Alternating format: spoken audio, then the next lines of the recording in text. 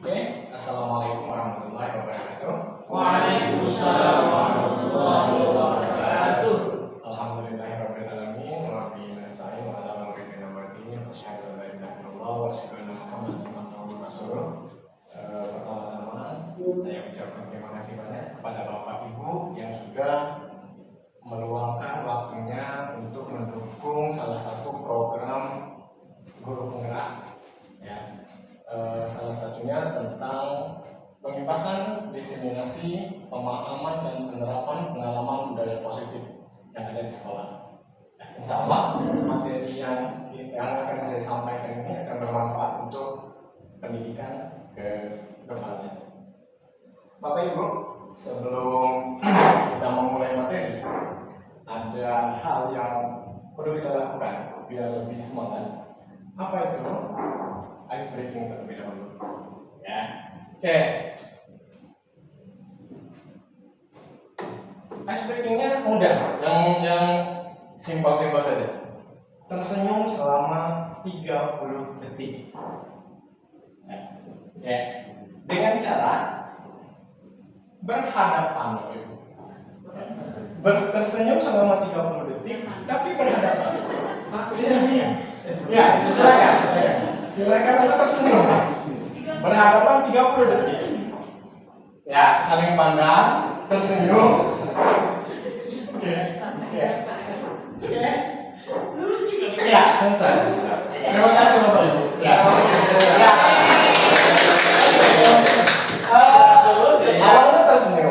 Awalnya tersenyum dan pada akhirnya akan tertawa.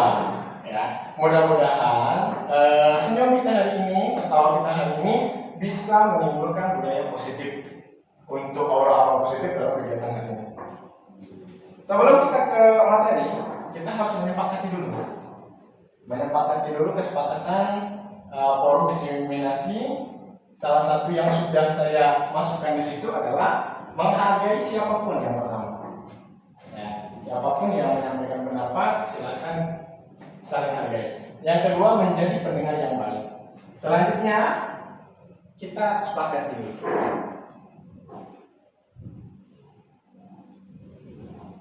Silakan ditambahkan oleh Bapak Ibu apa kesepakatan kita hari ini untuk selanjutnya.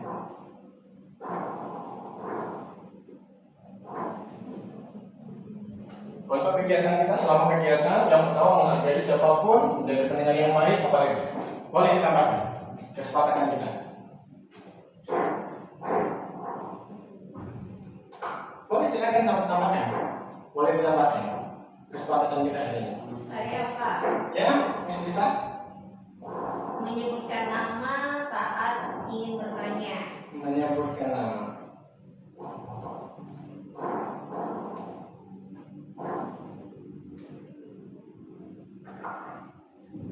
Ada lagi yang harus kita sepakati sebelum kita masuk ke materi? Ada lagi ingin apa cukup? Menghargai siapapun, menjadi pendengar yang baik, menyebutkan nama saat ingin bertanya, atau ada lagi yang ingin disebutkan? Oke? Mengangkat tangan saat bertanya, saat izin keluar. Mengangkat tangan Saat izin. saat izin bertanya. Ada lagi yang harus kita sepakati? Cukup? Oke, kalau cukup, kita sepakati yang pertama menghargai siapapun, menjadi pendengar yang baik, menyebutkan nama saat ingin bertanya, mengangkat tangan saat izin bertanya. Oke, itu adalah kesepakatan kita yang akan kita lakukan mulai dari sekarang sampai 1 jam ke depan. Ya. Tujuan diskusi kita, tujuan penyampaian pembelajaran kita pada hari ini. Setelah pembelajaran, diharapkan Bapak Ibu itu adalah memahami dan menerapkan budaya positif yang ada di lingkungan sekolah. Itu yang pertama. Yang kedua, meningkatkan kerjasama dan kepedulian. Pentingnya menerapkan budaya positif di lingkungan sekolah. Ini tujuan kita. Ada 2 tujuan. Ya, mudah-mudahan tujuan ini bisa tercapai nantinya. Budaya positif. Ada yang tahu nggak apa sih budaya positif itu? budaya positif. Positif. Budaya yang menimbulkan pergaulan yang nyaman. Menimbulkan kenyamanan. Budaya positif. Oke. Bagus sekali. Ada yang lain? Saya Pak, Pak Santo. kebiasaan yang baik-baik. Kebiasaan yang baik-baik. Terima kasih Pak Santo. Saya budaya positif mungkin juga memberikan dampak yang baik untuk lingkungan sekitar. Budaya yang menimbulkan dampak yang baik terhadap lingkungan sekitar. Oke, terima kasih Miss Lisa jawabannya. Oke, di sini ada beberapa gambar. Salah satu gambar-gambar tersebut adalah budaya-budaya positif yang ada di lingkungan sekolah. Ya, seperti yang kita kenal ada 5S, salam, sapa, senyum, ya. Kemudian mengangkat tangan saat bertanya di dalam kelas itu adalah budaya positif. Oke. Yang kemudian yang ketiga menjaga kebersihan dan seterusnya. Ya, semuanya adalah budaya positif. Oke. Nah, ini harus kita lakukan di sekolah. Harus kita lakukan. Dimulai dari siapa? Mulai dari pendidik terlebih dahulu, warga sekolah terlebih dahulu. Oke. Budaya positif adalah nilai-nilai, keyakinan-keyakinan, dan kebiasaan-kebiasaan di sekolah yang berpihak pada murid agar mereka dapat berkembang menjadi pribadi yang kritis, penuh hormat, dan bertanggung jawab. Seorang guru yang baik harus memiliki kemampuan dalam mewujudkan budaya positif yang baik. Budaya positif tersebut dapat dijalankan dengan menerapkan konsep-konsep inti seperti disiplin positif, memahami motivasi, perilaku manusia berkaitan dengan hukum dan penghargaan, posisi kontrol seorang guru, pembuatan keyakinan sekolah atau kelas, dan penerapan segitiga restitusi dalam menyelesaikan masalah-masalah. Ini yang akan kita bahas. Ada beberapa poin yang nanti 1 jam ke depan yang akan kita bahas. Oke? Ini konsep inti budaya positif kita. Perubahan paradigma belajar, disiplin positif, nilai-nilai kebajikan, kebutuhan dasar manusia, motivasi perilaku manusia, posisi kontrol guru, keyakinan kelas, segitiga institusi yang terakhir. Ya, nah ini akan kita bahas satu persatu. Eksplorasi konsep perubahan paradigma belajar. Dulu kalau kita berbicara tentang guru kita sama sekarang kita jadi guru, ya dulu guru adalah sebagai subjek dalam pembelajaran. Jadi semua siswa itu hanya terpusat kepada guru. Jadi guru sebagai subjeknya. Sekarang itu dibalik. Yang jadi subjek adalah siswa. Ya, jadi semuanya itu akan terpusat kepada siswa. Nah, paradigma itu yang akan berubah nanti. Ya, kalau yang selama ini apa yang diperintah guru, siswa harus nurut. Nah, sekarang itu dibalik. Ya, apa yang harus dilengkapi oleh siswa, maka kita harus ikuti itu. Ya. Pembelajaran dengan paradigma baru. Pembelajaran dengan paradigma baru merupakan pembelajaran yang dirancang berdasarkan prinsip pembelajaran berdiferensiasi, sehingga peserta didik belajar sesuai kebutuhan berdasarkan tahap perkembangan sesuai teori psikologi modern untuk mewujudkan profil pelajar Pancasila. Profil pelajar Pancasila terdiri dari beriman dan bertakwa, kemudian mandiri, bernalar kritis, berinovasi, kreatif, kemudian bergotong royong. Nah, siswa itu diharapkan dalam proses pembelajaran itu mencapai dari profil pelajar Pancasila ini. Itu harapannya. Makanya sekarang siswa itu adalah sebagai subjek pembelajaran. Kalau dulu subjek pembelajaran adalah guru, kalau sekarang itu siswa yang menjadi subjek pembelajaran. Ada yang miskonsepsi. Ini konsepsi yang salah. Konsep tapi salah. Ya, tentang teori kontrol. Ilusi guru mengontrol murid dulu gitu. Bahwa guru itu bisa mengarahkan murid-murid harus mengikuti guru. Ya, itu miskonsepsi. Ya. Kemudian ada ilusi bahwa semua penguatan positif efektif dan bermanfaat. Menurut guru baik itu harus diikuti oleh siswa. Ya. walaupun terkadang itu bertentangan dengan perasaan siswa. Ya. Kemudian ilusi bahwa kritik dan membuat rasa bersalah mampu menguatkan karakter. Miskonsepsi itu. Ya. Kenapa? Itu kita bahas satu persatu. Ilusi bahwa orang dewasa berhak memaksa. Ini miskonsepsi. Bahwa dalam kehidupan nanti itu tidak boleh ada yang memaksa. Walaupun orang dewasa dengan anak-anak atau guru dengan anak-anak tidak ada proses pemaksaan di situ. Ya, seorang psikiater dan pendidik Dr. William Glasser dalam kontrol teori kemudian berkembang dinamakan jadi choice theory, meluruskan beberapa miskonsepsi tentang makna kontrol nih yang sudah kita bahas tadi. Pada dasarnya kita tidak dapat memaksa murid untuk berbuat sesuatu jika murid tersebut memiliki untuk tidak melakukannya. Walaupun tampaknya guru sedang mengontrol perilaku murid, hal demikian terjadi karena murid sedang mengizinkan dirinya dikontrol. Jadi itu dalam waktu yang tertentu, dalam waktu yang singkat. Itu waktu kita yang guru merasa dirinya bisa mengontrol murid, itu karena murid tersebut mengizinkan dirinya dikontrol. Setelah itu kembali lagi ke awal. Ya. Saat itu bentuk kontrol dulu menjadi kebutuhan dasar yang dipilih murid tersebut. Teori kontrol menyatakan bahwa semua perilaku memiliki tujuan, bahkan terhadap perilaku yang tidak disukai. Ya. Anak kita ketemu anak nakal. Nakal itu terkadang ada tujuan. Kenapa dia nakal itu ada kebutuhan yang tidak terpenuhi. Ya. Belajar malas berarti di dalam dirinya ada kebutuhan yang tidak terpenuhi. Oke. Atau dia mengambil makanan teman. Mengapa dia mengambil makanan teman? Ada sesuatu yang tidak terbutuhi, kebutuhan yang tidak terpenuhi. Ya, di situ. Kemudian nanti kita bahas kelanjutannya. Ilusi bahwa semua penguatan positif efektif dan bermanfaat. Ya, penguatan positif atau bujukan adalah bentuk-bentuk kontrol.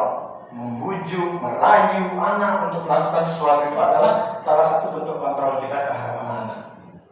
Segala usaha mempengaruhi murid agar mengurangi suatu perilaku tertentu adalah suatu usaha untuk mengontrol murid tersebut.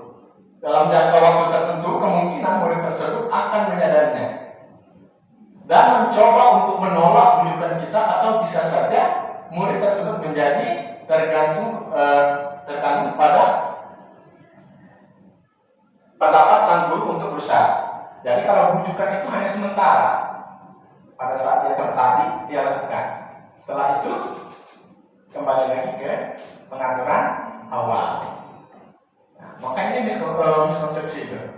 Ilusi bahwa semua penguatan positif efektif dan bermanfaat. Ternyata enggak. Ya. Selanjutnya, ilusi bahwa kritik dan membuat orang merasa bersalah dapat menguatkan karakter. Membuat orang bersalah itu menguatkan karakter siswa. Itu awalnya, konsepnya. Ternyata itu miskonsepsi. Konsep itu salah. Ya, mengapa? Menggunakan kritik dan rasa bersalah untuk mengontrol murid menuju pada identitas gagal. Kalau di ilusi kontrol. Mereka belajar untuk merasa buruk tentang diri mereka. Mereka mengembangkan dialog diri yang negatif. Kadangkala sulit bagi guru untuk mengidentifikasi bahwa mereka sedang melakukan perilaku ini, karena seringkali guru cukup menggunakan suara halus untuk menyampaikan negatif. Karena itu kita menasihati anak itu ya, kita menasihati anak itu suaranya nggak keras, tapi membuat mereka merasa bersalah. Mereka merasa ini salahnya. Nah itu yang membuat konsepsi merasa kita bisa kontrol, tapi mereka sudah merasa bersalah. Merasa bersalah itu akan membuat mereka lebih keras lagi dari sebelumnya. Ya. Ilusi bahwa orang dewasa memiliki hak untuk memaksa. Banyak orang dewasa yang percaya bahwa mereka memiliki tanggung jawab untuk membuat murid-murid berbuat hal-hal tertentu. Apapun yang dilakukan kemajuan berdasarkan sebuah pengukuran kinerja. Pada saat itu pula, orang dewasa akan menyadari bahwa perilaku memaksa tidak akan efektif untuk jangka waktu panjang, dan sebuah hubungan permusuhan akan terbentuk. Pemaksaan itu akan menimbulkan dendam di hati anak-anak. Nah, suatu saat dia akan melawan, timbullah permusuhan. Oke, nah itu adalah miskonsepsi terhadap beberapa ilusi tentang kontrol murid. Ini ada beberapa paradigma. Mengubah paradigma stimulus respon ke pendekatan teori kontrol. Kalau stimulus respon, apa yang terjadi langsung respon. Salah marah, kan itu stimulus respon langsung langsung dilakukan terhadap apa yang terjadi saat itu. Ya, seperti ini stimulus respon, kita mencoba mengubah orang agar berpandangan sama dengan kita. Kita punya prinsip harus gini. Orang lain harus mengikuti kita. Itu adalah stimulus respon. Kita maunya seperti itu. Nah, di teori kontrol itu tidak berlaku. Di teori kontrol, kita berusaha memahami pandangan orang lain tentang dunia. Jadi kita memberikan bahwa kita berbeda dalam pandangan. Ya, kalau kita ingin A, mungkin orang lain kepengennya B. Jadi tidak bisa kita mengontrol orang lain, itu nggak bisa. Ya, kalau kita paksakan, balik lagi ke awal tadi, itu adalah pemaksaan yang akibatnya akan terjadi permusuhan tadi.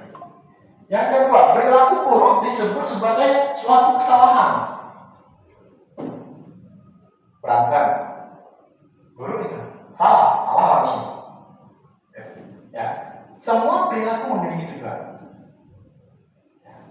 Di teori kontrol itu semua perilaku memiliki tujuan. Di mana nanti pembahasannya? Nanti ada 5 dasar kebutuhan manusia. Ya, apa yang dilakukan oleh seorang siswa itu pasti memiliki motif, ada tujuannya.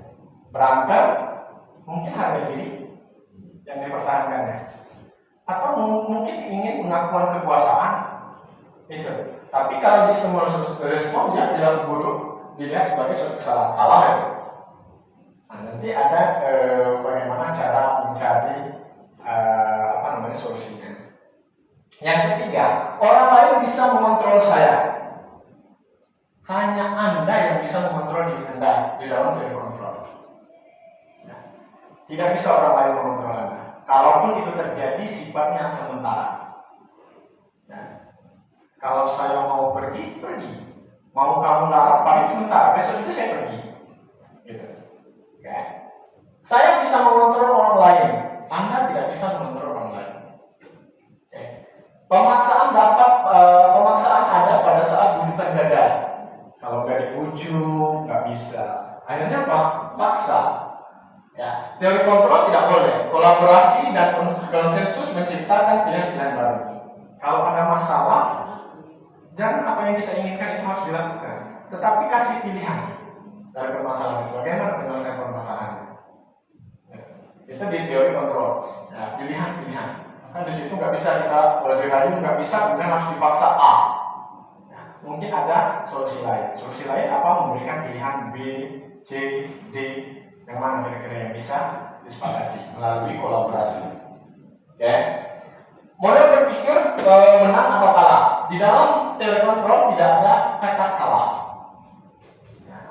Di dalam teori kontrol, model berpikirnya itu adalah menang. Semuanya individu itu memulai kemenangan. Jadi nggak ada yang kalah di situ. Oke. Ya.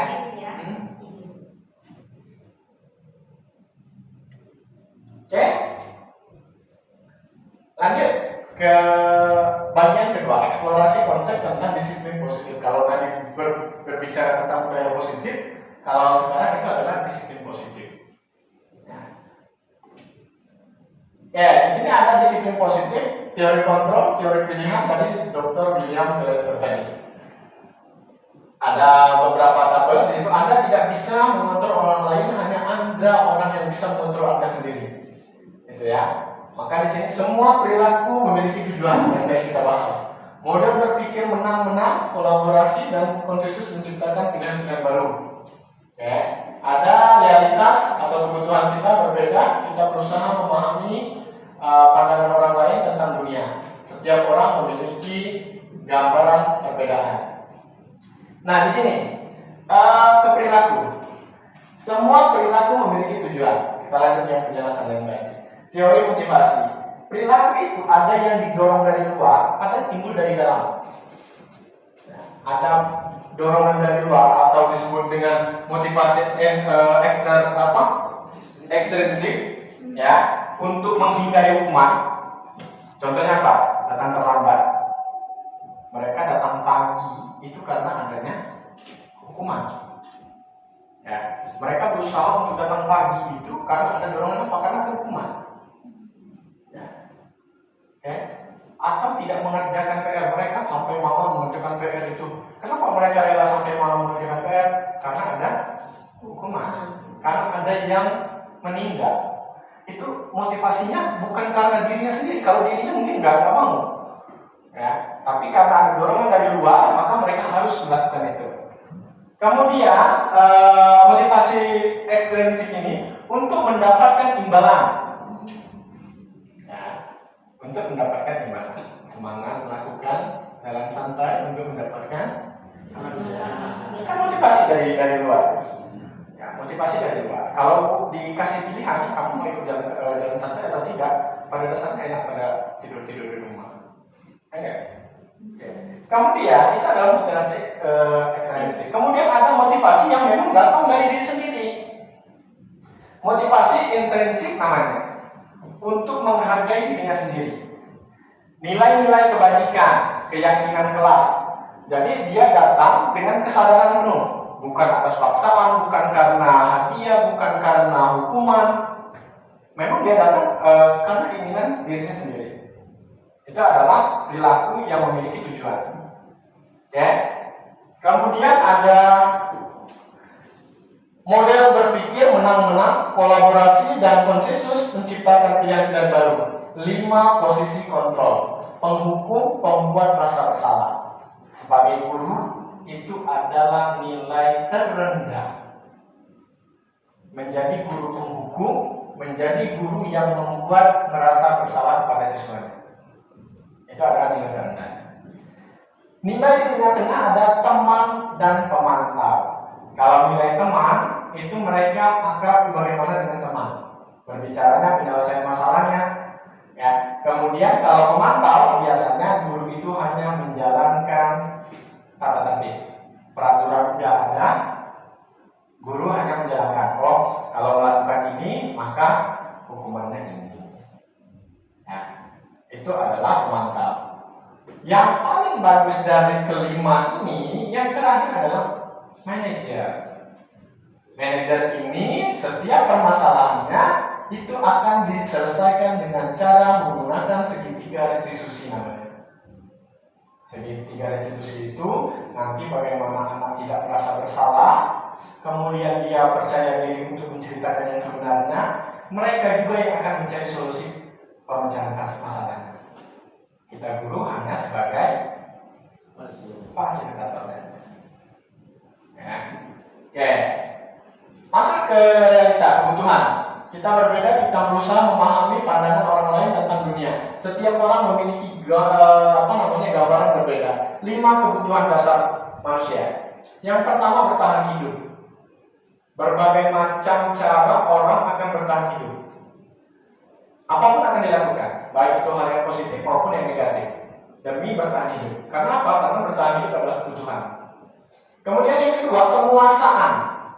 Ada orang yang kepengen kekuasaannya diakui. Nah, kalau belum muncul, pada saat muncul, dia kepengennya diakui. Kemudian kasih sayang dan rasa diterima. Selanjutnya kesenangan, selanjutnya kebebasan. Itulah kebutuhan dasar manusia. Nah, ini kelima kebutuhan manusia ini apabila ada yang tidak terpenuhi, maka akan keluar yang namanya perilaku yang tidak yang negatif tadi. Kenapa itu terjadi? Karena 5 dasar kebutuhannya itu tidak terpenuhi. Ya. Makanya tidak bisa untuk menyalahkan langsung seperti yang kita pelajari yang kita bahas di awal tadi, menggunakan stimulus respon. Ya. Pasti ada alasan mengapa mereka melakukan itu. Oke. Disiplin positif. Disiplin berasal dari kata disker yang artinya belajar. Dari kata ini timbul kata diskilina yang berarti pengajaran atau pelatihan. Disiplin mengacu pada disiplin diri yang memiliki tanggung jawab terhadap nilai-nilai yang diyakini. Disiplin positif merupakan salah satu cara menerapkan disiplin yang bertujuan untuk menumbuhkan kesadaran serta memberdayakan peserta didik tanpa imbalan penghargaan atau reward, ancaman ataupun hukuman. Sebagai pendidik, tujuan kita adalah menciptakan peserta didik yang memiliki disiplin diri sehingga mereka berperilaku mengacu pada nilai-nilai kebajikan, nilai-nilai kebajikan universal, dan memiliki motivasi intrinsik dalam perubahan perilaku ke arah yang lebih baik. Ya, jadi kita sebagai guru itu berharap anak-anak itu bisa menimbulkan nilai-nilai kebajikan itu timbul dari dirinya sendiri, bukan berdasarkan paksaan dari luar seperti hukuman segala macam. Oke. Lanjut ke nilai-nilai kebajikan. Ada nilai-nilai kebajikan. Nilai-nilai kebajikan adalah sifat-sifat positif manusia yang merupakan tujuan mulia yang ingin dicapai setiap individu. Nilai-nilai tersebut bersifat universal dan lintas bahasa, suku, agama maupun latar belakang. Ada, kalau di dunia pendidikan ada namanya profil belajar Pancasila. Lima-limanya itu adalah nilai-nilai kebajikan. Ya, kemudian ada Ibu Fremani Years Program (IYP), kemudian keterampilan hidup, life skill. Ya, itu adalah nilai-nilai kebajikan. Tapi kalau kita fokus ke profil belajar Pancasila. Kebutuhan dasar manusia. Tadi sudah kita masukkan dulu. Kebutuhan dasar manusia merupakan unsur-unsur yang dibutuhkan oleh manusia dalam menjaga keseimbangan baik secara fisiologis maupun psikologis. Hal ini tentunya bertujuan untuk mempertahankan kehidupan dan kesehatan. Ya, ini 5 kebutuhannya. Ya, 5 kebutuhan dasar manusia. Yang pertama bertahan hidup, seperti makan, pakaian, tempat tinggal, keamanan, dan kesehatan. Itu adalah kebutuhan dasar kita. Kemudian kasih sayang dan rasa diterima, keinginan untuk tetap terhubung dengan orang lain. Jadi kalau kita menjauhkan siswa dari orang banyak, itu merupakan salah satu kita sudah membatasi kebutuhan dasarnya. Ya. Kemudian dengan keluarga, pasangan hidup, teman kerja, dan kelompok. Penguasaan itu jenisnya harga diri, mempertahankan harga diri, keinginan untuk dianggap, ya, memimpin, berprestasi, diakui, didengar, ya, itu adalah kebutuhan penguasaan. Ada kebebasan ini mandiri, memiliki pilihan, mencoba hal baru, mampu mengendalikan arah dirinya mau kemana. Itu adalah kebebasan. Kesenangan, bermain, menghumor, antusiasme, tertawa, itu adalah kesenangan. Oke, ini adalah 5 dasar kebutuhan pada manusia. Ini ada studi kasus. Studi kasusnya, Ibu Zulaiha, guru wali kelas 6, sedang bingung menghadapi ulah salah satu murid di kelasnya, namanya Tommy. Beberapa anak telah mengeluhkan Tommy yang seringkali meminta bekal makan siang mereka dengan paksa. Jika Anda menghadapi situasi seperti Ibu Zulaiha, apa yang Anda akan lakukan? Menurut Anda, kira-kira apa alasan Tommy melakukan hal itu? Ya. Ini ada studi kasusnya menceritakan seorang anak memaksa minta makanan dengan teman-temannya. Hubungkan dengan kebutuhan tadi. Kira-kira menurut Bapak Ibu apa itu? Pertanyaan yang pertama. Kalau Bapak Ibu berada di posisi Ibu Zulaiha, apa yang akan Anda lakukan dengan kasus seperti itu?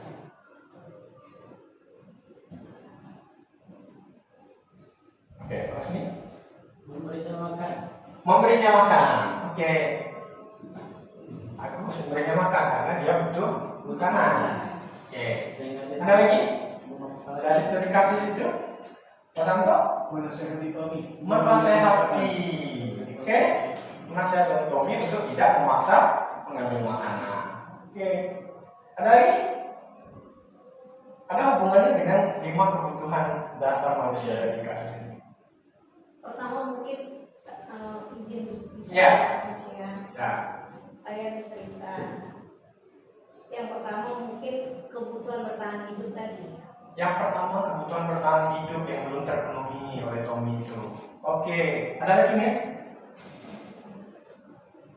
Dan sebagai Ibu Zulaikha, jika posisi saya sebagai Ibu Zulaikha, yang pertama saya melakukan pendekatan dulu, bertanya alasannya kenapa Tommy meminta makanan kepada temannya secara memaksa. Iya, bagus sekali. Yang pertama pendekatan dulu, tanya dulu kenapa dia memaksa minta makanan itu.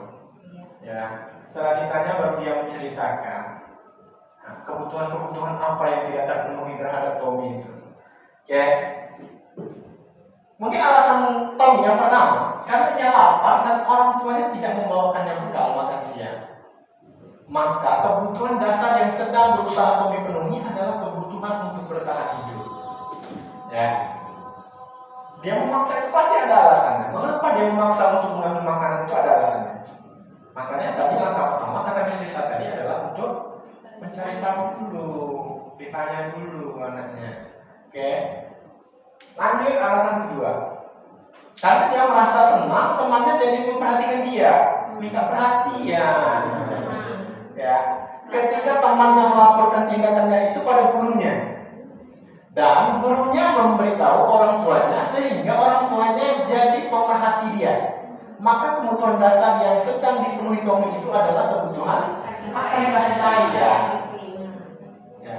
Kenapa dia bertindak itu pasti ada tujuannya.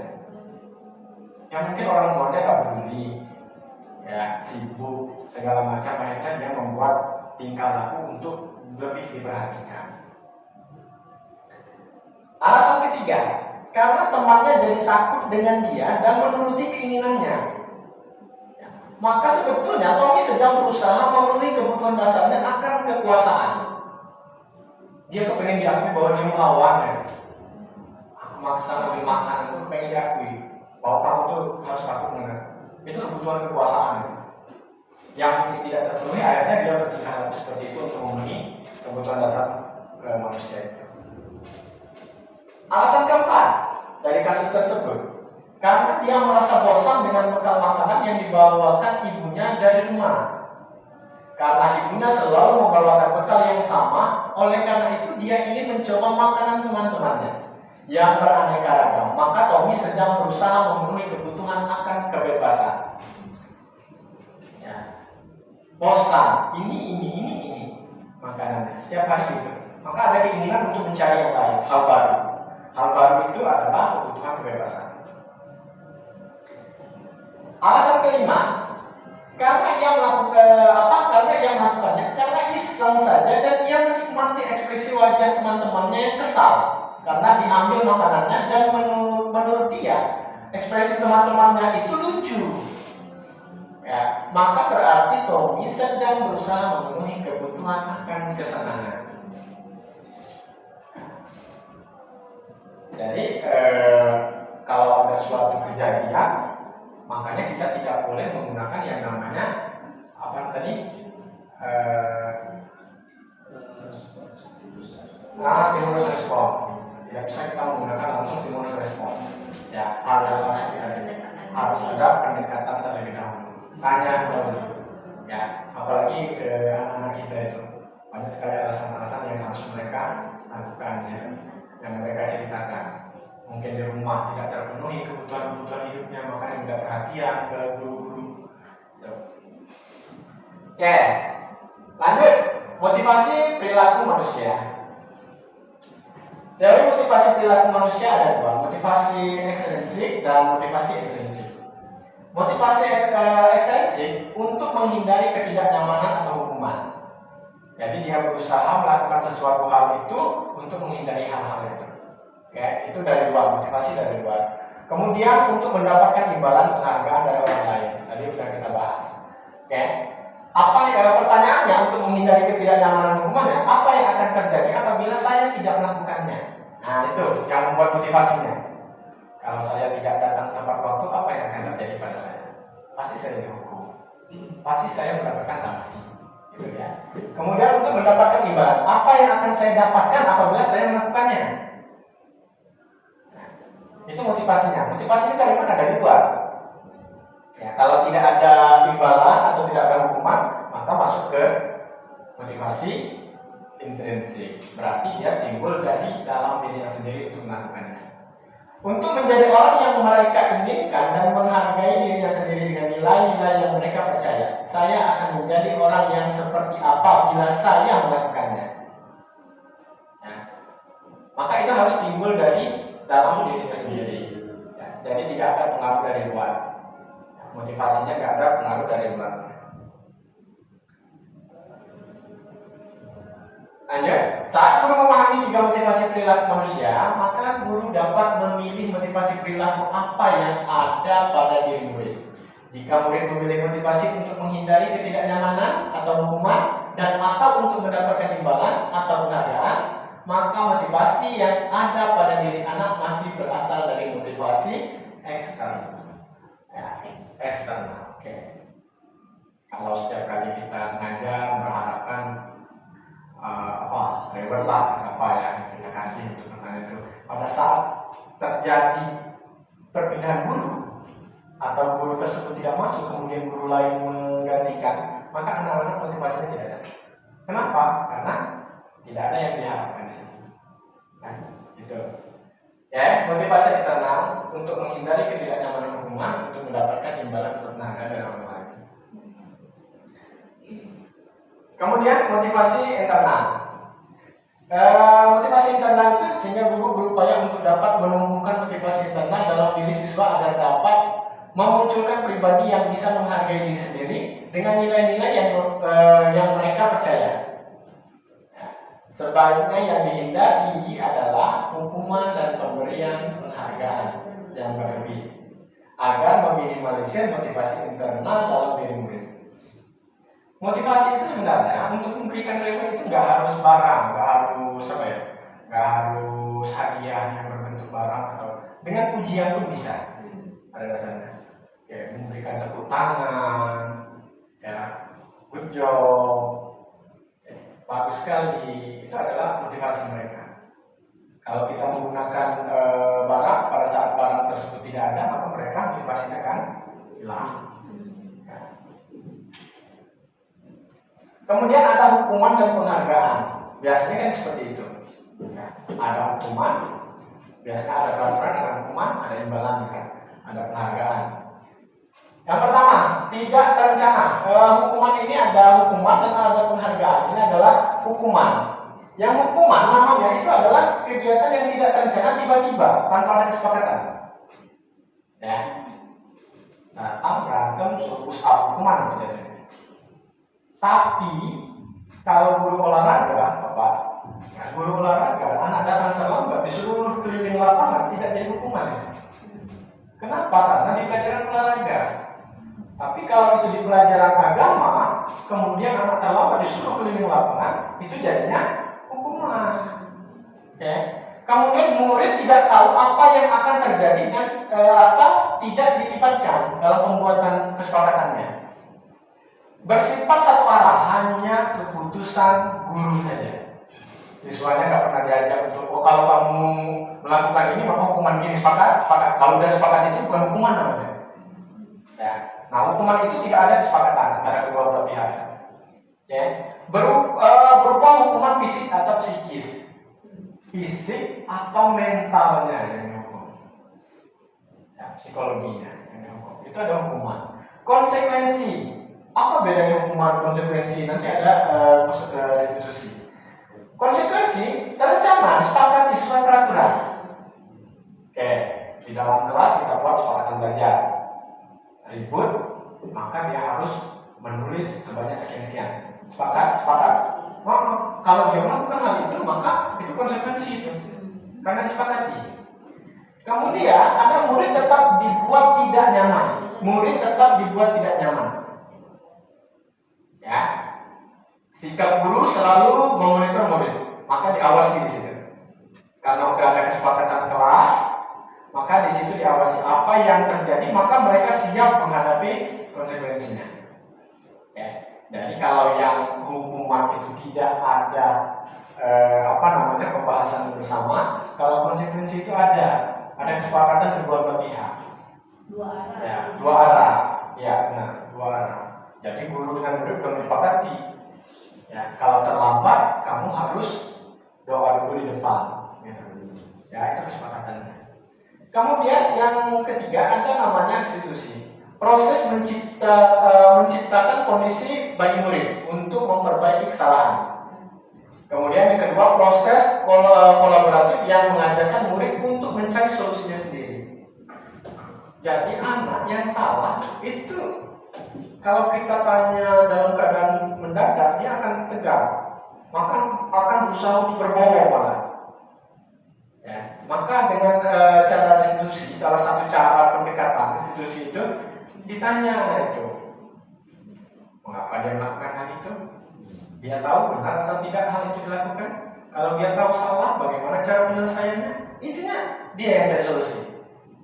Kita hanya menanyakan saja. Nanti dia akan membuat solusi. Nah, solusinya itu akan lebih bertanggung jawab bagi anak itu untuk melakukannya. Karena apa? Karena dia yang membuatnya.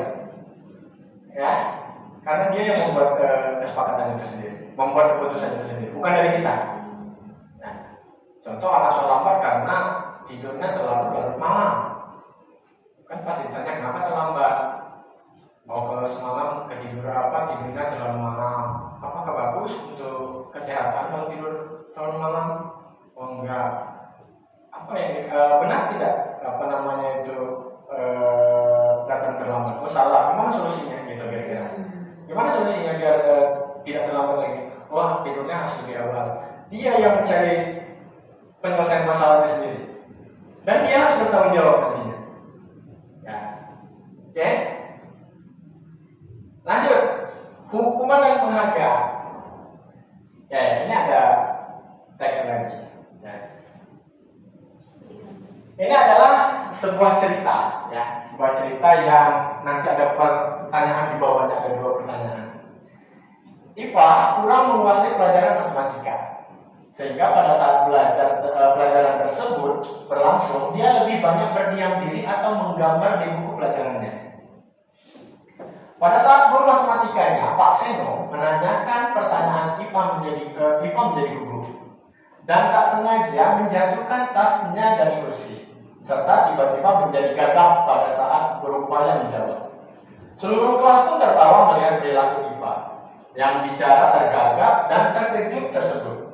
Pak Seno pada saat itu membiarkan teman-teman Iva menertawakan Iva yang tergagap dan malu luar biasa. Dan malah minta Iva untuk maju ke depan dan berdiri di depan kelas sambil menunjuk hidungnya karena tidak bisa menjawab pertanyaan dari Pak Seno.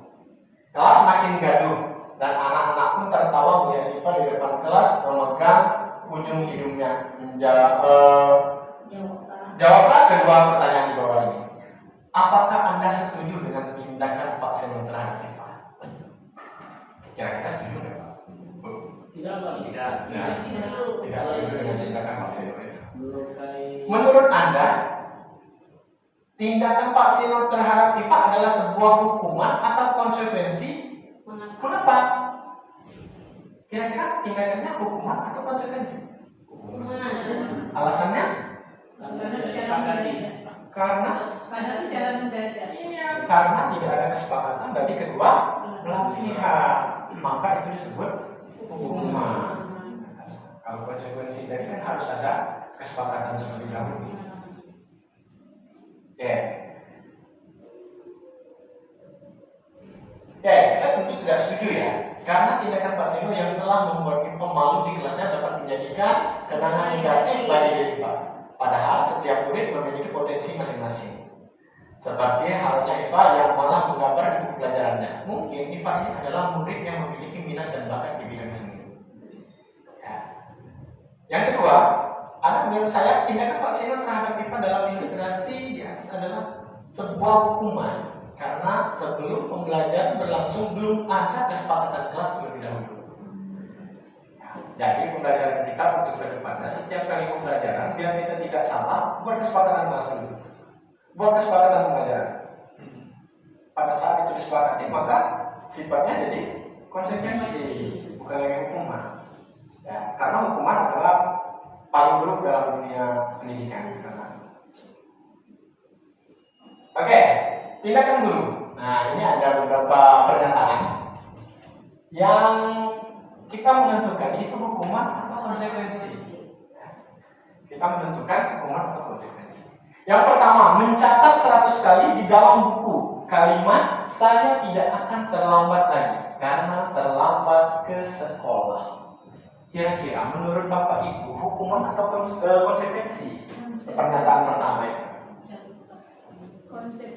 Mencatat 100 kali di dalam buku kalimatnya saya tidak akan terlambat lagi karena terlambat ke sekolah. Dia itu terlambat ke sekolah sehingga disuruh mencatat 100 kali. Hukuman atau konsekuensi? Hukuman. Konsekuensi. Ya. Dan kita sepakat ada yang menjawab hukuman, ada konsekuensi. Nanti ya kita tampilkan jawabannya. Kedua, lari mengelilingi lapangan basket 2 kali karena terlambat hadir di sekolah. Hukuman. Sepakat hukuman. Sepakat. 3. Murid diminta untuk push up 15 kali karena tidak menggunakan masker ke sekolah. Hukuman atau konsekuensi? Konsekuensi. Ada konsekuensi, ada yang hukuman. Murid diminta untuk push up 15 kali karena tidak menggunakan masker ke sekolah. Konsekuensi. Konsekuensi, hukuman. Belum kompak ya. Kemudian selanjutnya, menggantikan kertas tugas teman yang telah dicoret-coret. Coret-coret kertas orang lain, kemudian harus diganti. Konsekuensi. Ini sepakat ya konsekuensi semua ini. Membersihkan tumpahan air di meja tulis karena tersenggol pada saat belajar. Konsekuensi. Murid disuruh untuk mengenakan sepatu seharian di sekolah karena tidak murid disuruh untuk mengenakan sepatu seharian di sekolah karena tidak mengenakan sepatu hitam. Konsekuensi. Oke, apa? Konsekuensi. Oke, nanti udah dijawab masing-masing ya. Nanti kita cek juga satu-satu. Hukuman. Ya, oke. Mencatat 100 kali dalam buku kalimat saya tidak akan terlambat lagi karena keterlambatan sekolah itu adalah hukuman. Kenapa dikatakan hukuman? Karena itu serta-merta. Karena sesuatu yang belum disepakati. Oke. Kemudian lari mengelilingi lapangan jelas itu hukuman. Kenapa? Karena itu bukan di jam olahraga. Tapi kalau itu terjadi di jam olahraga, itu bukan hukuman, konsekuensi. Ya. Kemudian murid diminta untuk push up 15 kali hukuman. Menggantikan kertas tugas teman yang telah dicoret-coret, konsekuensi. Karena itu adalah konsekuensinya seperti itu. Kemudian membersihkan tumpahan air di meja tulis karena tersenggol pada saat belajar, konsekuensi. Kemudian yang terakhir adalah hukuman.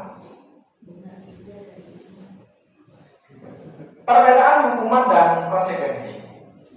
Hukuman sesuatu yang menyakitkan harus terjadi.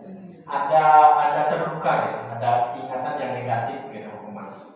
Konsekuensi sesuatu harus terjadi. Kenapa? Karena sudah disepakati. Ya. Kemudian membuat anak sakit atau fisik maupun hati untuk jangka waktunya lama. Itu hukuman. Kalau konsekuensi membuat anak merasa tidak nyaman dalam jangka waktu pendek. Kenapa? Karena dia sudah ikut dalam memutuskan konsekuensi kesepakatan itu. Ya. Kemudian di hukuman anak membenci kedisiplinan. Ya, karena ada hukuman. Di konsekuensi anak menghargai disiplin. Hukuman terjadi ada paksaan. Kalau konsekuensi ada stimulus dan anggapan. Kemudian hukuman mendorong anak menyakiti dirinya sendiri. Kalau konsekuensi mendorong anak agar mudah menyesuaikan diri. Kemudian hukuman konsep diri yang buruk di konsekuensi konsep diri yang baik. Hukuman anak belajar untuk menyembunyikan kesalahan. Ya. Kalau konsekuensi anak belajar untuk mematuhi peraturan. Ya, kalau kita ada hukuman itu anak pasti segala macam ya analisnya gitu. Ya, ginilah gitu lah buat alasan gitu. Pokoknya gimana caranya biar kesalahan saya tertutupi gitu. Biar nggak ada hukuman. Kemudian hukuman anak belajar marah, merasa bersalah, dipermalukan, merasa tak dihargai. Itu hukuman. Konsekuensi kehilangan hak, dibuat tidak nyaman, dia diasingkan untuk sementara. Nah, konsekuensi itu. Oke. Lanjut ke 5 posisi kontrol. Oke. Coba buka. Coba satu orang genggam, seakan-akan di dalam genggaman tangan itu ada sesuatu yang sangat berharga. Di dalam genggaman tangan itu, satu orang saja dalam satu baris, satu genggam. Satunya mencoba membuka genggaman itu, boleh dengan segala cara. Boleh dengan menggunakan cara membujuk, menghardik, mengintimidasi, memarahi, menggoda, menggelitik, bahkan menawar uang. Satu orang yang menggenggam boleh dengan bagaimana biar temannya itu melakukan bisa membukanya. Genggam lapisnya, genggam. Kami bujuknya. Boleh. Membukanya. Membuka. Kami coba membuka. Yang penting gimana usahanya biar si teman tersebut bisa membuka genggaman tangannya dengan dengan kesadarannya sendiri gitu. Karena di dalam itu ada hal yang sangat berharga menurut kalian yang menggenggam tangan gitu. Menggoda. Boleh dengan membujuk, menghardik, ya, mengintimidasi, memarahi, menggoda, menggelitik, bahkan menawar uang. Sepertinya yang kayaknya asik kalau ini. Oh, jangan kritik. Ya, tidak ada yang menggelitik. Tidak ada yang menggelitik. Menawarkan uang pasti terbuka. Ada nggak yang membuka?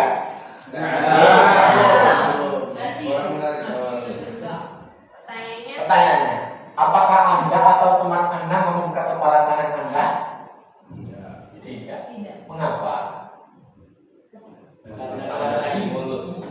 Nah, kalaupun sudah seandainya kebuka, apa alasan Anda membuka kepala tangan Anda? Tadi nggak ada yang kebuka, gitu ya. Jadi nggak ada yang kedua. Apa alasan Anda membuka kepala tangan Anda?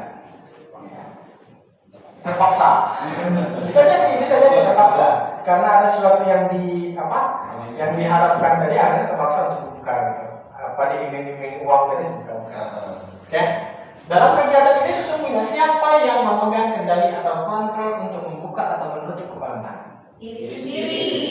Iya, diri sendiri. Mau kamu kasih uang, mau kamu rayu, mau kamu caci maki, kalau aku tidak mau buka, tidak mau buka. Kenapa? Karena ini ada di saya kontrolnya gitu. Ya. Oke, jadi itu intinya. Tentu kita sendiri yang memegang kontrol atas kepala tangan kita. Apakah kita membuka atau menutup kepala tangan kita, itu tergantung pada diri kita masing-masing, sesuai dengan kebutuhan dasar kita saat itu. Oke, jadi kontrol diri sendiri itu sangat penting. Ya. Karena orang lain tidak bisa untuk mengontrol kita, kita juga sebaliknya tidak bisa mengontrol orang lain. 5 posisi kontrol: penghukum, pembuat rasa bersalah, teman, pemantau, manajer. Ada 5 posisi kontrolnya.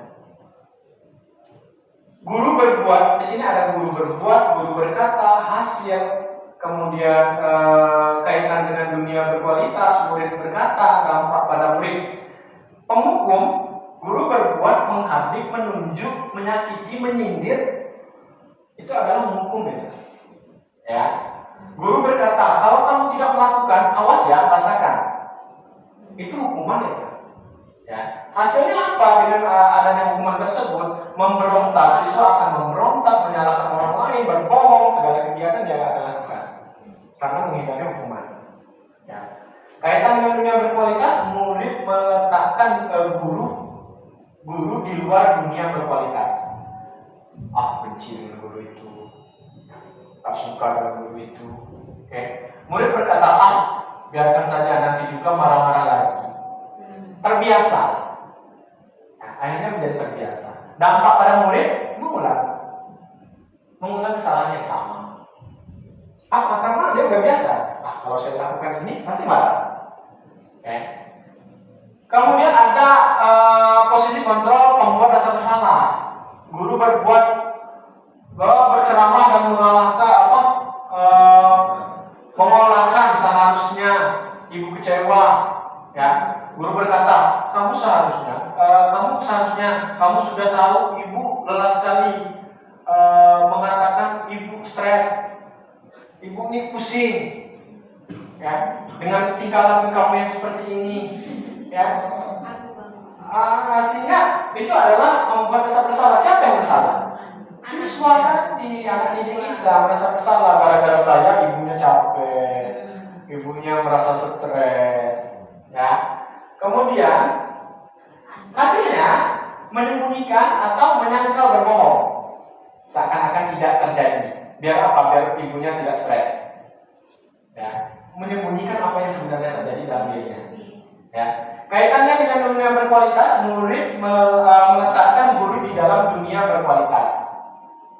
Ya, berkualitas. Gurunya berkualitas, tapi ada dampaknya kepada peserta didiknya. Murid berkata, maafkan saya, paling minta maaf gitu ya. Sudah buat ibu capek, lelah, stres. Dampak pada murid merasa rendah diri. Kenapa? Karena dia merasa selalu bersalah. Ya. Oke, kemudian 5 posisi kontrol teman sebagai teman, guru sebagai teman. Guru membuatkan alasan-alasan untuk muridnya. Ayolah lakukan demi ibu, kita sebagai teman. Ayolah lakukanlah demi bapak. Nah, masa kamu tidak mau Masa kamu tidak mau melakukannya? Ingat tidak, ibu pernah bantu. Ya, dulu ibu bantu atau bapak bantu kamu. Sekarang gantian dong, bantu bapak bantu ibu gitu. Hasilnya ketergantungan. Siswa akan ketergantungan.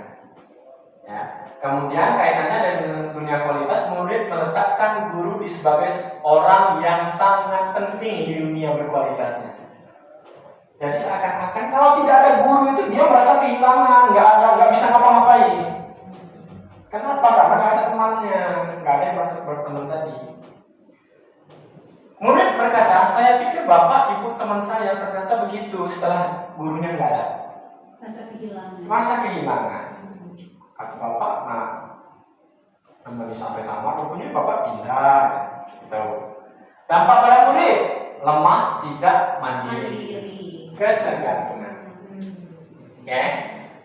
Pemantau, 5 posisi kontrol yang pemantau, menghitung dan mengukur. Kalau pemantau ini intinya peraturan yang sudah ada, dia tinggal memantau kesalahannya apa, konsekuensinya apa, itu aja.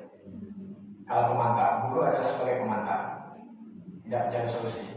Ya, menghitung dan mengukur. Apa pertanyaannya? Menyesuaikan diri bila diawasi. Ya, kalau sudah pemantau, murid meletakkan guru peraturan dan hukum di dunia berkualitas. Berapa banyak bintang yang saya harus peroleh? Berapa halaman yang harus saya buat? Intinya untuk pemantau ini ada peraturan dan konsekuensi sudah ada. Jadi guru tinggal kamu salah ini, konsekuensinya ini. Oke. Kemudian ini yang paling sangat diharapkan, manajer menghargai diri sendiri. Manajer itu adalah guru mengajukan pertanyaan-pertanyaan terhadap sebuah masalah. Contohnya pertanyaannya, apa yang kita yakini, apa yang bisa kamu kerjakan untuk memperbaiki masalah ini. Ya. kita punya kesepakatan kelas. Kamu masih ingat gak dengan kesepakatan kelasnya? Boleh nggak? Salah nggak itu? Dan intinya ditanya di situ.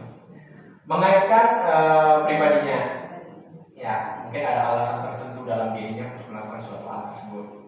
Murid meletakkan dirinya sebagai individu yang positif dalam dunia berkualitas.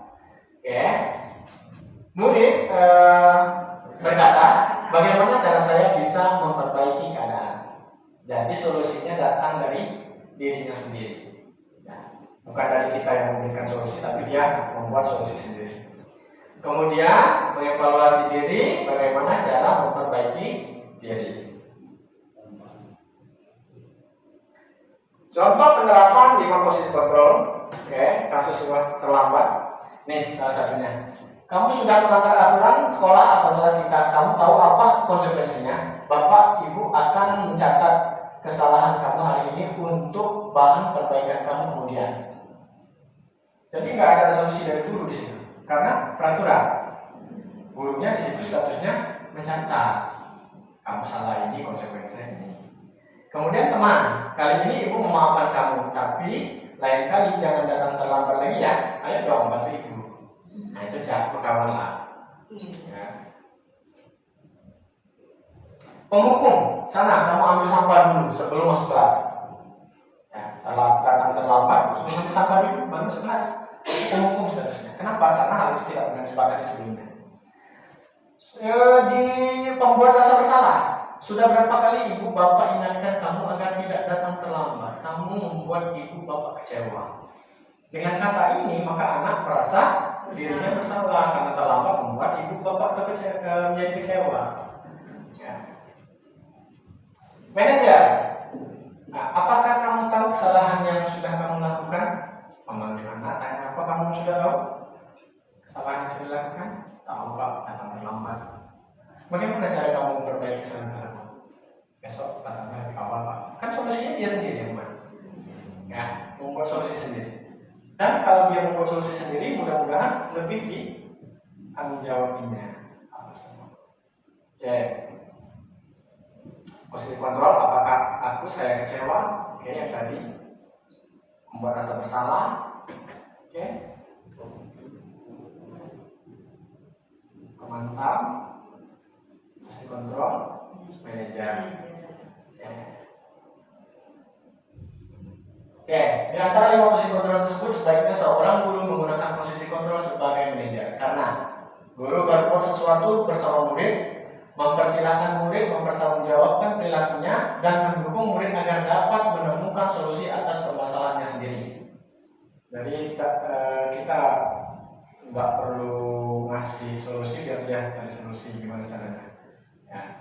Kemudian posisi manajer mengacu pada restitusi yang dapat menjadikan murid sebagai manajer bagi dirinya sendiri sehingga tercipta identitas positif berhasil pada diri murid. Itu adalah, jadi intinya kita sebagai guru itu sedapat mungkin berada di manajer. Keyakinan kelas. Mengapa keyakinan kelas? Mengapa bukan peraturan kelas? Ada nggak yang tahu kenapa dikatakan keyakinan bukan peraturan? Apa bedanya keyakinan kelas dengan peraturan kelas?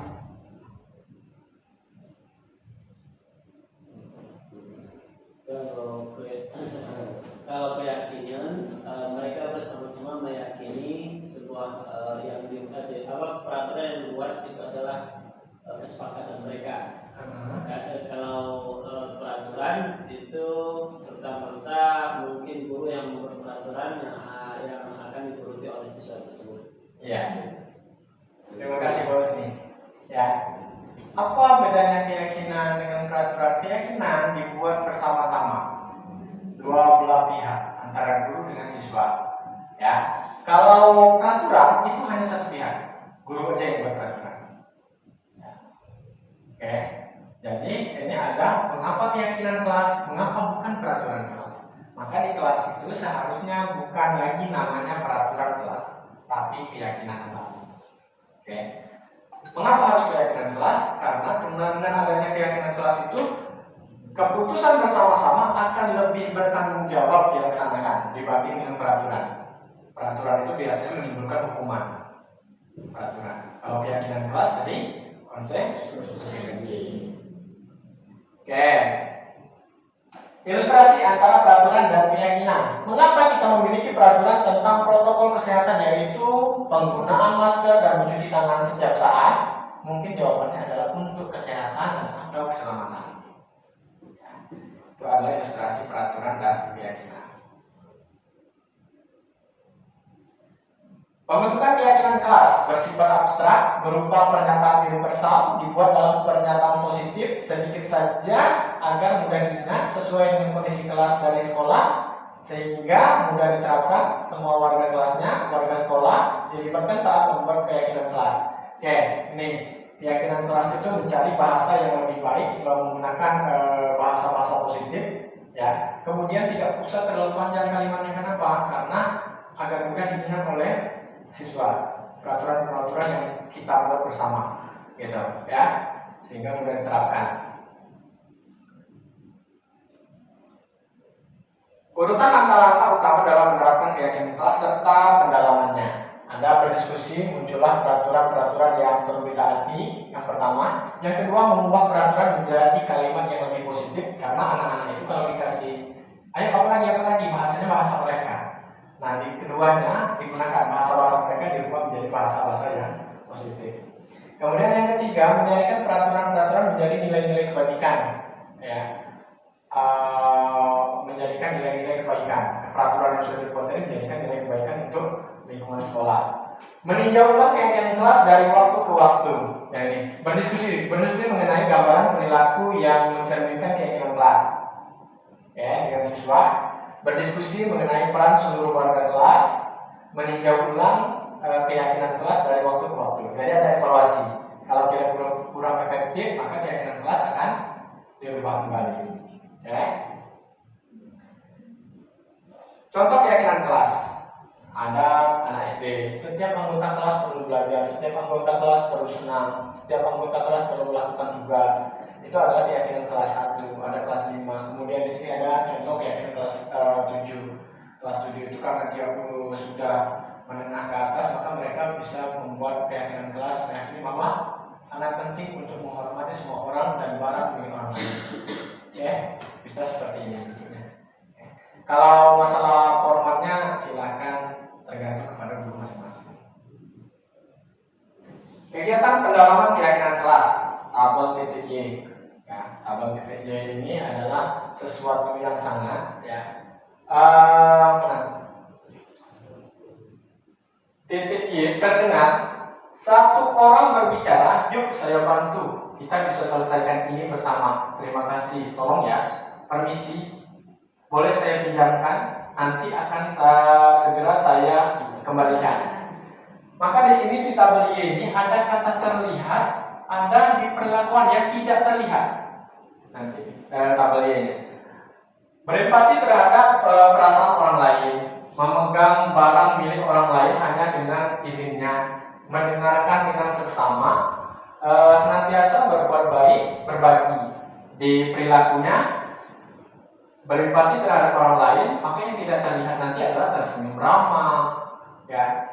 Oke, kemudian memegang barang milik orang lain, memberikan salam hormat, berjabat tangan, itu adalah masih ke berempati tadi. Oke,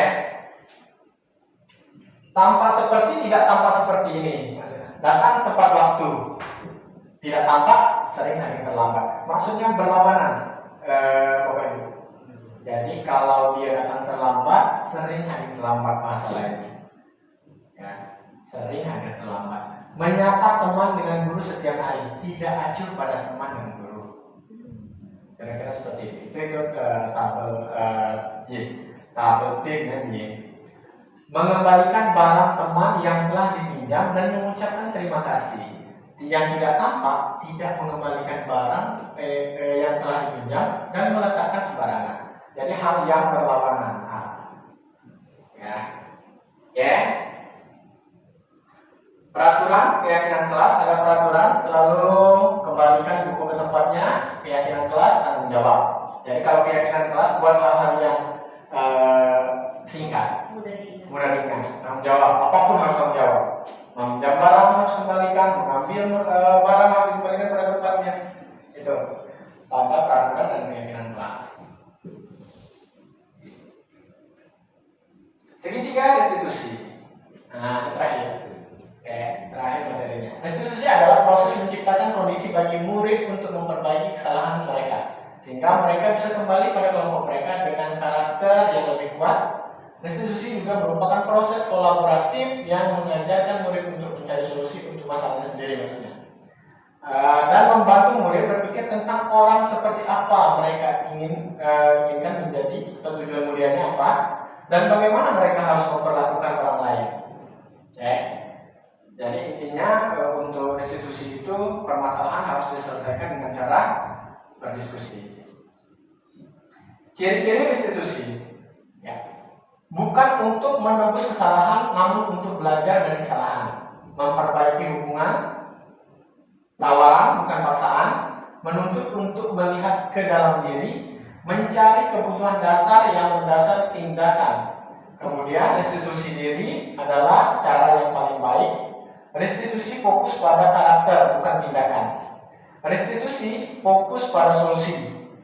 Restitusi mengembalikan murid yang berbuat salah pada kelompoknya, biar dia anak tersebut tidak merasa terasingkan. Ini segitiga restitusinya, menstabilkan identitas, validasi tindakan, menanyakan keyakinan. Menstabilkan identitas itu menanyakan mengapa kamu melakukan itu biar mereka bisa bercerita seluas-luasnya, biar tidak ada tekanan di situ. Validasi memberikan bagaimana cara penyelesaiannya. Kemudian menanyakan keyakinan yang dia putuskan itu akan selalu dikerjakan. Ini identitas sukses. Identitas gagal, ada hukuman. Yang gagal itu kalau kita melakukan hukuman. Identitas sukses itu ada konsekuensi, ada restitusi. Konsekuensi kenapa dimasukkan ke sukses? Karena di situ ada kesepakatan dari dua belah pihak. Restitusi itu adalah dengan cara penyelesaian masalah yang sangat baik. Menstabilkan identitas untuk membuat anak yang merasa gagal karena berbuat salah menjadi positif terhadap dirinya, biar dia tidak merasa salah gitu, biar dia bisa bercerita yang sejujurnya. Guru berkata berbuat salah itu hal yang manusiawi. Hal yang salah itu manusiawi. Mengapa kamu bisa melakukan itu? Bapak juga pernah melakukan salah seperti itu, walaupun terkadang kita nggak pernah melakukan itu, tapi itu hanya untuk membuka kejujuran dari anak tersebut, biar mereka merasa puas gitu. Kalau bercerita itu boleh, berarti Bapak juga pernah, nanti aku ceritakan. Tidak ada manusia yang sempurna, pasti semuanya punya kesalahan. Kita pasti bisa menyelesaikannya.